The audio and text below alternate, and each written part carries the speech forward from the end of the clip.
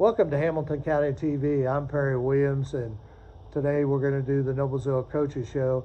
Welcome, Coach Hebert. Thank you, Perry. Enjoying this beautiful sunny day. Absolutely, and we changed the backdrop a little bit. Several people mentioned to me about, we have one of the finest football facilities in central Indiana, and you show a white wall last week in the press box. So let's look at the view. So that's what we did this week. So we listened to our listeners. Yeah, this is better. Oh, absolutely. Well, let's talk a little bit about you played Mount Vernon. You went to Mount Vernon, so you have been on the road, which, all these things you have to play in front of a big crowd and stuff like that, and a little bit of a hostile crowd, I'm sure, over there. Let's talk about that 21-6 victory. Yeah, early in the season, it's always a number of firsts. First time you get to do this, and first time you get to do that.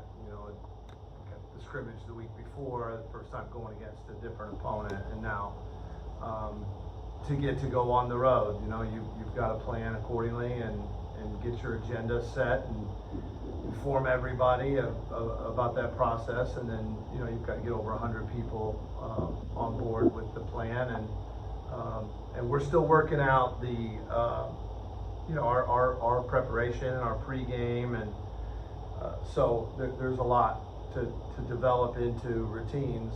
But as far as first game goes, being on the road or being at home, any way you slice it, we were pleased with the attitude and the mindset of our players, and we felt as a coaching staff that our kids were really dialed in, and they were in the moment, and we didn't play mistake free, as we talked about last week. That wasn't realistic, and really not even the goal. It's more about being able to overcome mistakes, and we made many, and we challenged our guys in the moment to get over them, learn from them, get over them. And then the tape revealed the next morning when we went over it that these are correctable mistakes, and that's what this week of practice is largely about, which is going back through the exact mistakes by position, by situation, and working to correct them. And you do that time and again, and throughout the course of the season, and hopefully you're a much better football team in a little amount of time by just staying really locked into that process. But I thought offensively, we inherited a turnover early, and were able to get great field position and put the ball in the end zone. That was a big boost. Under a minute, we had already gotten the ball in the end zone, and Noah Schinkel, some good hard runs there in that drive and throughout the game. And then Mount Vernon proved to be a tough opponent, in that they did a lot of things that we hadn't predicted or prepared for. Credit to them, because it kind of kept them in the hunt there throughout the first half. Defensively, I thought we answered the bell a few times. After they had converted, made some plays, we were able to get them off the field and prevent them from scoring when they were inside the 5. We did that twice in the game. But 7-0 at halftime, and our guys were I wouldn't say they were down, but they were disappointed that it hadn't gone better. I think they thought it would. But that was a great opportunity for us to regroup, and we'll be in that situation over and over again, where we're not pleased with where we are, what's happening. So as a coach, you look for every moment you can find to try to get through to your team about what it's going to take to develop that real resilience. And again, I thought third quarter we came out really eager to get some things going, and we did, and got another score, went up 2 scores, and then the defense kept playing well, kept answering, and then we got the big punt return by Ty Holmes that set us up for a third score. And then into the fourth quarter, we started substituting quite a bit. The goal there was to get more guys experience, and 3-score lead. We felt we were not in jeopardy of losing the game. Losing the shutout was, that obviously the players wanted to keep that, but in the grand scheme of things, getting people more experience and giving them the opportunity was the bigger goal. And getting the W, that was key too. And there was a few times, even in that first quarter, Schinkle that ran 35 yards, and then we had a penalty. I think they caught him like on the 3 or 4 yard line, and of course we had to march back, and with the penalty and all that, we didn't get anything out of that. So, there was some very, very positive things, but there, just like every game, I mean, there's not a game that I don't believe I've ever seen a football game that was a perfect game, okay? I mean, that everything went perfect. You didn't make any mistakes and stuff like that. So, that's a good story in life too. I mean, you have many ups and downs in life. Let's talk about a few of the players. We've already mentioned Schinkle, and then of course Windsor Hutchinson in his first start. Okay, big crowd. I don't think people sometimes realize going on the road, big crowd, stuff like that, it's different, and then they have to go through all the situation, especially a quarterback who has a routine that they're not in their comfort zone. So let's talk a little bit about it. Hutchinson a little bit. Yeah, Windsor, he graded out really well in our metric that we use to determine his efficiency and his reads and decision making, and then the accuracy of his throws. Oddly enough, Windsor had never started a football game in his life, and relatively new to the sport of football, and he picks up quarterback. I mean, usually quarterbacks have been doing it for years and years, and they get the nerve to think they can play quarterback in a high school game. But in his case, it really says a lot about him that he. Yeah, I think so too. He's been doing the training and all that, but last year the offense was so different, and he'll tell you he was holding dummies last year, and the year before that, he had a major injury, kept him out of the season the year before, and so I didn't think he looked overly nervous. He'll tell you that he was, but he completed 9 passes out of 12. I know initially they said maybe 8 out of 12, but we went back and corrected one of them that was actually his, and it was a completion for 77 yards. And those were, those were a lot of safe throws. He's going to make the safe throw if given the chance. He'll take a chance, but I think more so he wants to keep the chains moving, and he wants to build successes on top of each other. So he found guys that he could get the ball to that converted, and but I think it was how he ran the offense. He was smooth. He was positive. He had made a big upgrade from the week before, and you brought up the mistakes that called back a few explosive plays.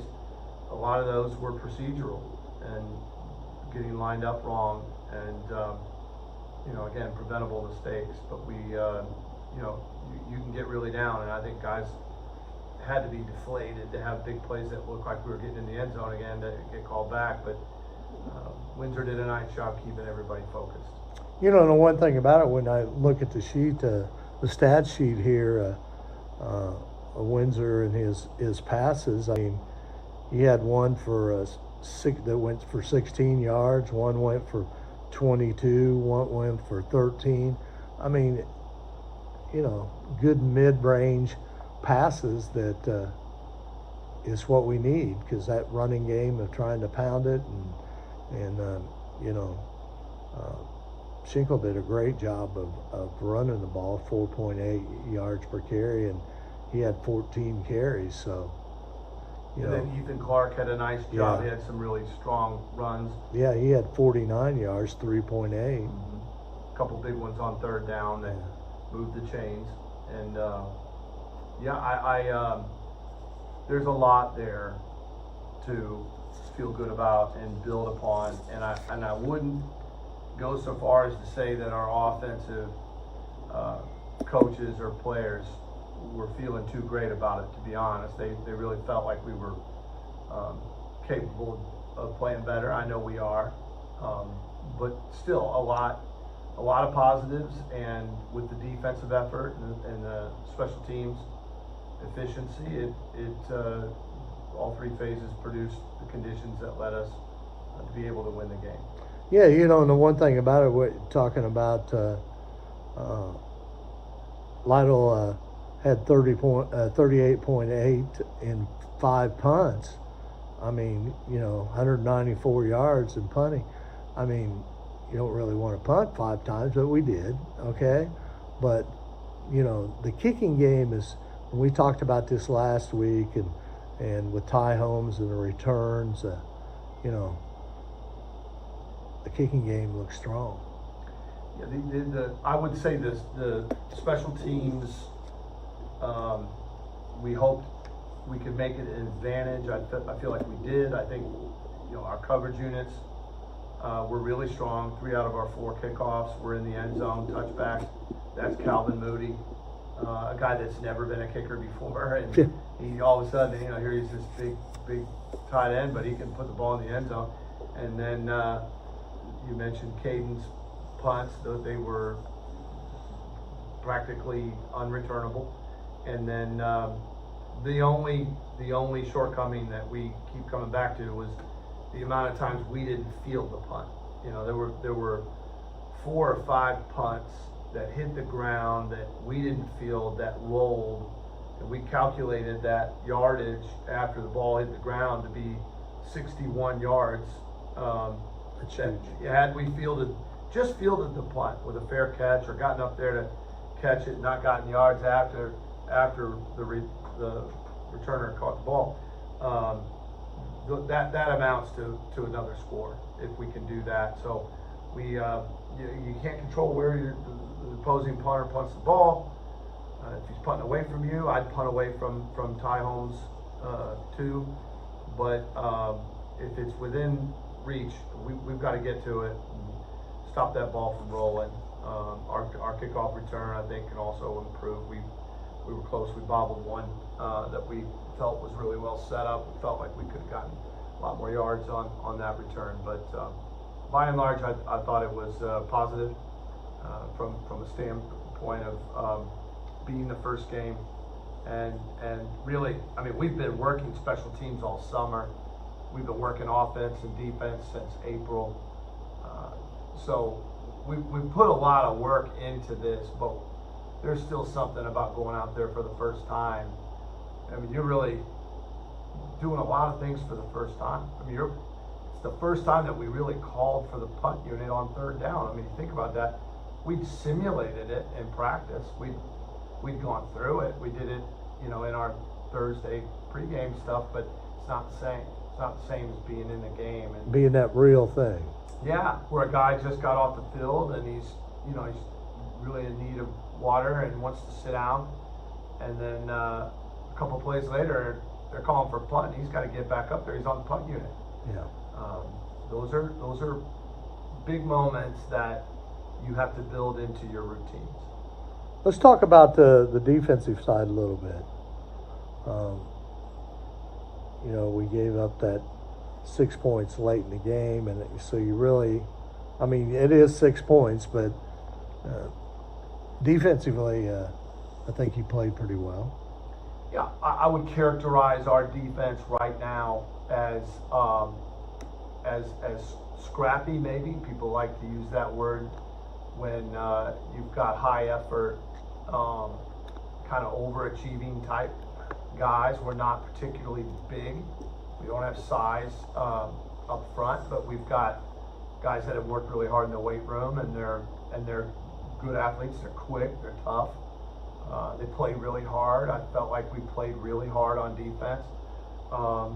Inside linebacker was a position that we got a lot of value out of. Aiden Kincaid was our player of the game on defense. He had 4 solo tackles and 7 assists. He had a half a sack and a half of tackle for a loss, and he just really just brings an intensity to the defense. And Alex Ham is another one there, that an inside linebacker who played well. And both guys are on special teams, or on every special teams unit almost. They really set the tone. Ty Holmes at safety, multiple tackles. I think he might have had 6 total tackles. Wyatt Huffman is the other safety who he had two really good solos. DJ Collier at corner had 2 really good tackles out on the perimeter. And you're going to get something different every week. It's going to be different this week with Homestead, and your defense has to be adaptable. It has to be on attack. It has to be resilient. You know, one thing we didn't do was break when our backs were against the wall. Both times they were in with our first unit inside the 10, we turned them away, and you're not always going to do that. You know, you're going to give up scores, touchdowns, and field goals. And what's your defense going to do now? Are they going to be deflated, or are they going to come out stronger and more energized? And so that remains to be seen. You know, I prefer it that we don't learn that this week. Rather turn your opponent away every time. That'd be great. But we're going to have to learn in this conference how to be resilient, so we might as well learn it now. Yes. Coming up this week, Homestead, and they're coming here to Beaver Stadium to play. What do we know about Homestead? I know they lost last week, but they lost 35-0 against a good Westfield team. I'm sure I haven't seen them yet, but that's a good program over there. But they finished 5-5 last year. So, what do you expect to see from Homestead?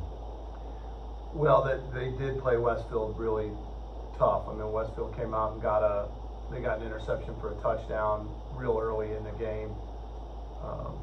Brought a pressure that they just ran perfectly and intercepted the ball, ran it in for a touchdown. I mean, I would put Westfield as they're a top 2 or top 3 team, as they were last year. They're an excellent football team, and Homestead hung in there right with them for the majority of the game. I think it was 14-0 at halftime, and you know, what I expect, what I saw, and what we've determined through scouting, watching that game, watching their scrimmage with Fort Wayne Snyder and all from last year, their defense is their calling card. I would say Homestead's defense is one of the best, one of the top 10 maybe in 6A. They're physical up front, hard to move. You know, they get off blocks and get a lot of guys to the ball for tackles, and their secondary is talented. Their corners are very athletic, and that showed against Westfield. I thought they matched up with them really well, and I expect them to play us really tough with their defense. I think their offense actually is similar to ours in their style, what they want to do. Their sets are a lot like ours. I mean, you really, I think it'll be familiar to us to line up against their offense, and likewise, they'll be able to make sense out of what we're doing because of this, crossover. But special teams, again, it's going to always factor, and I think, if we can gain an advantage there, I said it last week, but if we can gain an advantage in field position and limiting return yards and getting return yards ourselves, then maybe we set up our conditions a little better for ourselves than for them. And again, who's going to make more mistakes? Yeah. Who's going to learn more? from week one? Are they going to learn more from their outcome, or we? But it's all, and that's the beauty of this whole thing, is you can't compare scores. The transitive comparison doesn't work. Yes. Seen it too many times. It's a brand new night, brand new ball game. It's out here at Beaver Stadium. Our first time playing here, my first time playing here. You know, we've got to give this crowd something to be excited about. And what I've really focused on with our team is let's start with our effort. You know, let's show everybody here how much effort we play with for the entirety of the game, and then how uplifting we are to each other, to our team, to our teammates. Effort, and then, you know, being great teammates and having great energy. You know, that'll help you get over some mistakes. Coach, one thing I mentioned it last week, and we're kind of a little bit tight on time, but let's talk about your coordinators, okay? Because in my mind, and you know this, you're only as good as the staff you have working with you, okay? And there's some really good football coaches. So let's kind of talk about the coordinators this week, and then maybe next week we'll talk about some of the other defensive coaches and then the offensive coaches in that way. Yeah, and you know, in selling my vision to the people at Noblesville, one of the very first things I said was to build an elite coaching staff. You know, that's a key component. This is 6A football. These programs are really big and really well run, and you can't miss out on any opportunity to develop and prepare each player to function within your system and your scheme. So you've got to have the right scheme that fits you, and you've got to have the right guy, you know, at each position leading it. And at the very top of each side of the ball is the coordinator. So on offense, David Whites is our offensive coordinator.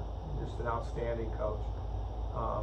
Coached with him in the past, so I was familiar with him, and but he really stood out to me as a great choice because of his experience. I mean, he's won state championships in the top division. He was at Lawrence Central. He was at Warren Central for state titles. He was at Hamilton Southeastern for many years as the offensive coordinator. He's very familiar with this league, and he's also he's a coach among coaches. He's well respected and well known within the coaching community, and so he brings with him a real resourcefulness in that regard. Not only the experience, but just a lot of relationships that can help him, find just the right approach to each situation.